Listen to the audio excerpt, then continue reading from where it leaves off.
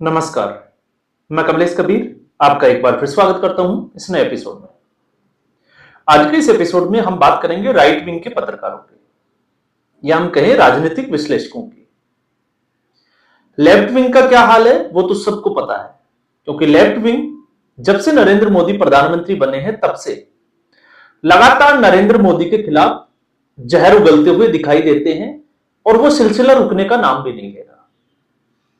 बीच बीच में ऐसा दौर भी आता है जब राहुल गांधी लगातार हार का सामना करते हैं और एक और अप्रत्याशित हार की तरफ चले जाते हैं, तो उनका गुस्सा राहुल गांधी पर भी निकलने लग जाता है। बिहार का चुनाव इसका ताजा उदाहरण है। जैसे ही बिहार का चुनाव संपन्न हुआ, अजीत अंजुम, रवीश कुमार और ऐसे बहुत सारे जो पत्रकार जो एक तरफा या हम कहें कि लेफ्ट विचारधारा से प्रेरित, वो लोग भी राहुल गांधी को कटघरे में खड़ा करने लग जाते हैं, कांग्रेस पार्टी के खिलाफ बोलने लग जाते हैं। अब ठीक उसी तरीके से अचानक से आपने देखा कि इस वक्त राइट विंग में भी एक तरीके से नरेंद्र मोदी को या हम कहें कि आरएसएस के खिलाफ अजीत भारती हो गए या उनके साथ में जितने भी जो राजनीतिक विश्लेषक है, तो अचानक से उनके वीडियो आने लगे हैं आरएसएस को लेकर और भारतीय जनता पार्टी को लेकर। अब सवाल यह उठता है कि आखिर ये चूक जो है वो हुई कहां।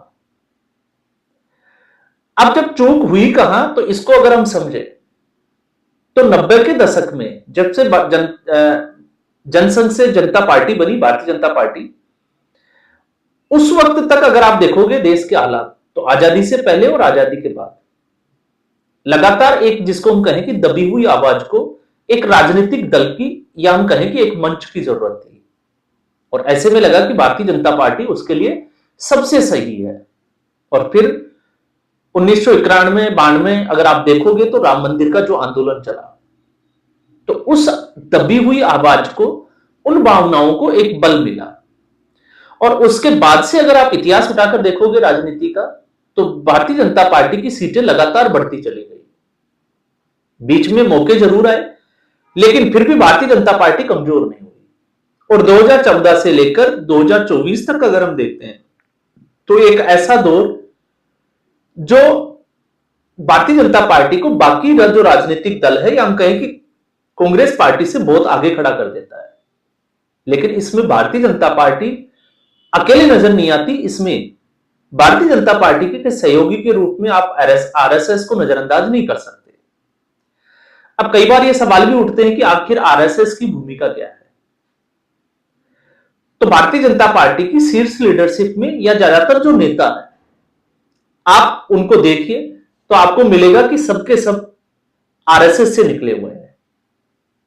तो आरएसएस एक अभिभावक, लेकिन कभी कभी आरएसएस और भारतीय जनता पार्टी दोनों आपस में एक दूसरे के खिलाफ या हम कहें कि कई बार जो है वो दोनों के बीच में नाराजगी भी देखी जाती है। 2024 का लोकसभा चुनाव, जिस तरीके से जेपी नड्डा ने जो एक स्टेटमेंट दिया और उसके बाद में लोकसभा की जो सीटें हैं, आप उसमें अखिलेश यादव और कांग्रेस पार्टी का जो गठबंधन है, पीडीए को भी आप जो है वो उसका एक कारण मान सकते हैं, लेकिन ये स्थिति जो है वो बनती है। लेकिन अब आपने देखा जिस तरीके से अजीत भारती का एक स्टेटमेंट आया कि वो 2021 में जब पश्चिमी बंगाल के चुनाव आई थिंक जो है वो हो चुके थे, उसके बाद 200 पत्रकारों के साथ, मोहन भागवत के साथ वो रूबरू हो रहे थे। एक सवाल पूछा गया, लेकिन एक जवाब दिया गया कि हिंदुओं के लिए क्या हमने ठेका ले रखा है क्या। अब हम उसी स्थिति का थोड़ा सा आकलन करते हैं। तो एक होता है जिसको हम कहें कि निजी जीवन, और एक होता है सार्वजनिक जीवन। और उससे भी बढ़कर अगर हम देखते हैं तो सार्वजनिक जीवन के बाद में एक और जीवन जिसको हम कहें राजनीतिक जीवन। तो निजी जीवन में आपकी भावनाएं, आपकी सोच वो बिल्कुल सही होती है जहां तक आप सोचते हो। सार्वजनिक जीवन में आपकी जो निजी धारणाएं हैं वो कुछ हद तक काम नहीं करती है, आपको समाज के हिसाब से सोचना पड़ता है। और जब आप राजनीतिक जीवन में जाते हो तो राजनीति का एक दूसरा पहलू जिसको हम कहें कि जिसमें साम दाम दंड भेद हर नीति अपनानी पड़ती है। अब 2014 से अगर आप अब तक देखोगे तो जहां एक तरफ नरेंद्र मोदी सबका साथ, सबका विकास और सबका प्रयास, तो एक तरीके से जोड़ने का प्रयास किया गया। लेकिन इसके उलट अगर आप योगी आदित्यनाथ को देखोगे तो योगी आदित्यनाथ सीधे तौर पर प्योर, जिसको हम कहें कि शुद्ध हिंदुत्व की राजनीति करते हुए नजर आते हैं। और इस वक्त मोहन भागवत के साथ में उनकी जो है वो लगातार मीटिंग्स जो होती है वो चर्चा का विषय रहती है। तो फिर सवाल यह है कि जब इतना सब कुछ जा रहा है, भारतीय जनता पार्टी लगातार जीत हासिल कर रही है, तो फिर अचानक से, तो इसके पीछे का कारण क्या है? तो इसके पीछे का कारण अगर आप देखोगे तो अपेक्षाएं, और अपेक्षाओं की जब हम बात करते हैं तो आप, कल की एक खबर है, मैंने इससे पहले भी एक वीडियो बनाया, लेकिन यह जो खबर है अब आई है जम्मू कश्मीर में। तो जम्मू कश्मीर में 1989 का जो दौर था, जिस दौर में मस्जिदों से यह ऐलान किया गया कि जो भी कश्मीरी पंडित या हिंदू है वो अपने घरों को छोड़कर निकल जाए और औरतों को छोड़ जाए।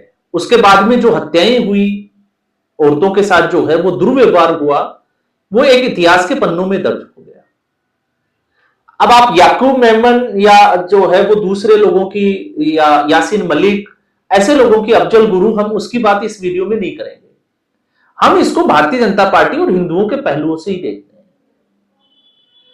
तो अब 2014 के बाद एक उम्मीद जगी कि शायद जो है वो सब कुछ सही हो जाएगा, लेकिन कल खबर आती है कि दक्षिण जो कश्मीर है उसमें कुलगाम जिले में, जहां पर कुछ पंडित, या हम कहें कि कश्मीरी पंडित या हिंदू भी कह सकते हैं, जो पीएम योजना के तहत कामगार है, उनके वहां पर एक जो आतंकवादी संगठन जो 1989 में उस घटना के लिए जिम्मेवार था, वो वापस से एक्टिव हो गया है और पोस्टर लगाए गए हैं, और ठीक उसी भाषा का इस्तेमाल किया गया है जो 1989 में किया गया था। अब साफ तौर से जो है वो डर का माहौल है। पुलिस की तरफ से, या हम कहें कि प्रशासन की तरफ से जो है वो गाइडलाइंस दी गई है कि घरों से बाहर नहीं निकले, जरूरी काम हो तो ही घरों से बाहर निकले। अब ऐसा तो नहीं है कि 1989 का माहौल है तो कश्मीरी पंडित डरे हुए हैं या हिंदू डरे हुए हैं, और वो भी भारतीय जनता पार्टी की सरकार होते हुए, तो ये भी जो है वो मुमकिन नहीं है कि वो डरे हुए हैं। लेकिन इसका दूसरा पहलू ये भी है कि आखिर इन विस्थापित हिंदुओं को बसाने के लिए सरकार ने अब तक क्या किया, और आखिर इसके ऊपर काम जो है वो शुरू क्यों नहीं हो पाया, ये एक जो है वो बड़ा सवाल है। अब हम इसके लिए किसको दोषी मानते हैं? क्योंकि जब हम इसको पीछे जाते हैं तो जम्मू कश्मीर की समस्या थी पत्थरबाजी। जब भी कोई सेना किसी आतंकवादी को, किसी गांव को घेर कर या किसी आतंकवादी को पकड़ती थी तो उसको छुड़ाने के लिए उसके ऊपर पत्थरबाजी की जाती थी, तो आतंकवादियों को खुला समर्थन दिया जाता था। तो पत्थरबाजी की घटना और आतंकवाद दोनों चरम पर था। सरकार ने जीरो टॉलरेंस पे काम किया, धारा 370 को हटाया, सब कुछ सही चल रहा था कि अचानक से कुछ याचिकाएं जाती है सुप्रीम कोर्ट में, और सुप्रीम कोर्ट चुनाव आयोग को और केंद्र सरकार को निर्देश देता है कि 6 महीने के भीतर चुनाव होने चाहिए। अब सवाल जो है वो यहां पर सुप्रीम कोर्ट के ऊपर भी उठता है कि आखिर जब स्थिति कंट्रोल में आ रही थी तो जब तक केंद्र सरकार की मर्जी नहीं थी तब तक चुनाव की परमिशन क्यों दी गई, और जब चुनाव हो गए तो आपने देखा कि अचानक से, क्योंकि चुनावों के बाद क्या हुआ, क्योंकि सत्ता में वही पार्टी आई जो इसके लिए पहले जिम्मेवार थी। वरना आप सोचकर देखिए कि एक समय था कि कश्मीर में हिंदुओं का राज हुआ करता था, हिंदू राजा थे, लेकिन किस तरीके से उस हिंदू राजा को जम्मू कश्मीर से भागने के लिए मजबूर कर दिया गया। तो नेहरू कांग्रेस का इतिहास वो तो पन्नों में दर्ज है। और क्यों किया गया? क्योंकि फारूक अब्दुल्ला के पिताजी और नेहरू की दोस्ती, आप उसकी मिसाल दे सकते हैं। और अभी जो पार्टी सरकार में है वो किसकी है? उमर अब्दुल्ला की। तो हिंदुओं के लिहाज से अगर हम देखते हैं तो जम्मू के पास में एक मुट्ठी जगह है जहां पर इन विस्थापित जो हिंदू थे उनके लिए एक कॉलोनी बसाई गई, और वहीं पर इनको कुछ दुकानें अलॉट की गई जिससे उनका रोजगार चल सके। लेकिन जैसे ही नेशनल कॉन्फ्रेंस सत्ता में आई तो कश्मीर घाटी में आप देखोगे तो नाम मात्र के वोट मिले बीजेपी को, बीजेपी जम्मू में मजबूत रही। लेकिन हुआ क्या? वहां पर अतिक्रमण के नाम पर बुलडोजर चलाया गया।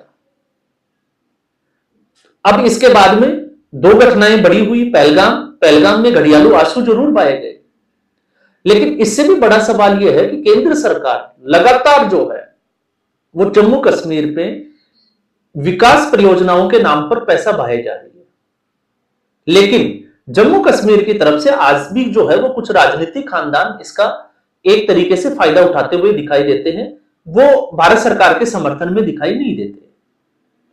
अब ऐसी स्थिति में इस चूक के लिए जिम्मेवार कौन है? क्या केंद्र सरकार, जिस तरीके से केंद्र सरकार ने वादा किया 370 हटा दिया, इसके अलावा जिस तरीके से लाल आतंक, हम कहें नक्सलवाद, तो ऑलमोस्ट जो है वो खत्म होने वाला है, पत्थरबाजी की घटनाएं जो है वो लगभग जो है वो खत्म हो चुकी है। तो अब सवाल ये उठता है कि आखिर इस स्थिति के लिए जिम्मेवार कौन है? तो इस स्थिति के लिए परिस्थितियां जो है वो जिम्मेवार ज्यादा दिखाई देती है। मैं ये नहीं कहता कि भारतीय जनता पार्टी गलत डिसीजन नहीं लेती, भारतीय जनता पार्टी भी गलत डिसीजन लेती है, और मैं ये भी नहीं कहता कि आरएसएस में सब लोग जो है वो अच्छे ही होते हैं। आरएसएस में भी जो है वो कुछ लोग गलत हो सकते हैं, जिसकी पूरी संभावना है, क्योंकि बहुत बड़ा संगठन है। लेकिन नरेंद्र मोदी और योगी आदित्यनाथ ने जिस तरीके से जो उम्मीद दिखाई, उससे जो अपेक्षाएं हैं वो बढ़ जाती है, और जब अपेक्षाएं बढ़ जाती है तो एक ऐसा समय आता है कि आपके जो फॉलोवर्स है वो भी आपके खिलाफ खड़े होते हुए दिखाई देते हैं। अब जब हम गलत डिसीजन की बात करते हैं तो ऐसे बहुत सारे, जैसे अभी आपने देखा नुपुर शर्मा, जिस तरीके से एक कुरान में जो कोट किया गया कुरान के किसी सेंटेंस को, और उसके बाद में नुपुर शर्मा जो एक प्रखर प्रवक्ता थी, तो भारतीय जनता पार्टी ने उससे पल्ला झाड़ लिया, जो कि एक बहुत बड़ी गलती थी।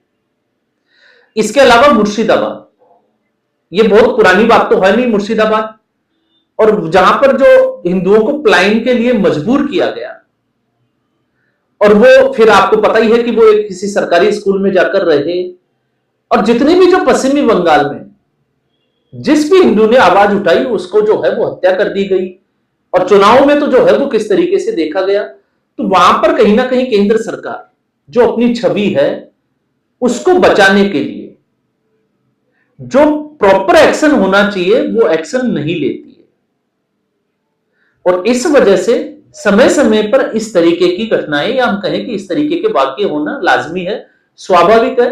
तो यह समझ में आ रहा है कि राइट विंग की जो अभी कुछ लॉबी है, जो इस तरीके से, चाहे वो निशिकांत दुबे हो या राहुल गांधी के मामले में भी हम समझे, क्योंकि हम लोग भी चाहते हैं कि राहुल गांधी के खिलाफ सख्त एक्शन हो, तो फिर सरकार सख्त एक्शन क्यों नहीं लेती? क्या सिर्फ राजनीतिक फायदा? तो इसमें अगर आप देखोगे तो कोई भी पॉलिटिकल पार्टी है तो वो कहीं ना कहीं राजनीतिक फायदे के लिए वो ये जरूर सोचती है कि कौन से मुद्दे पर राजनीतिक फायदा होने वाला है और कौन से मुद्दे पर राजनीतिक फायदा नहीं होने वाला है।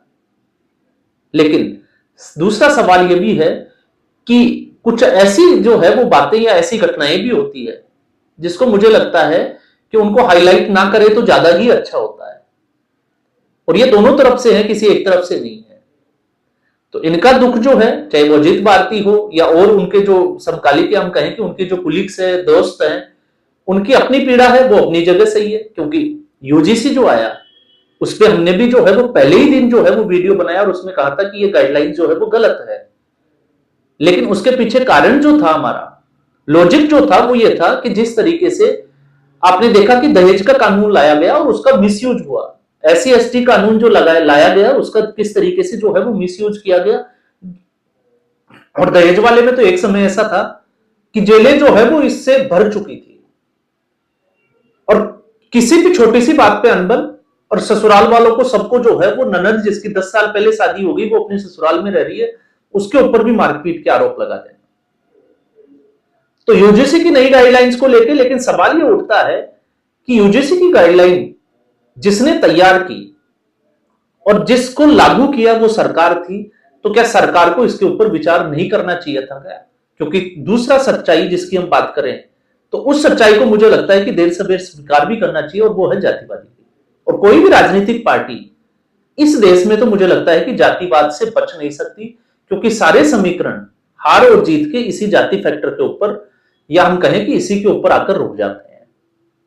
तो ऐसे में मुझे लगता है थोड़ा धैर्य रखना चाहिए कि क्या चल रहा है, पेशेंस के साथ, और चीजें कब जो है वो, क्योंकि बहुत सारी ऐसी चीजें होती है जो सरकार चाहे तो नहीं कर पाती है, और कुछ ऐसी होती है जो हो जाए लेकिन सरकार नहीं कर पाती, सरकार करती नहीं है। तो इसके दोनों पहलू है। तो आज के एपिसोड में बस इतना ही। उम्मीद करूंगा वीडियो एपिसोड आपको पसंद आया होगा। वीडियो को लाइक करें, शेयर करें, चैनल जरूर सब्सक्राइब करें। धन्यवाद।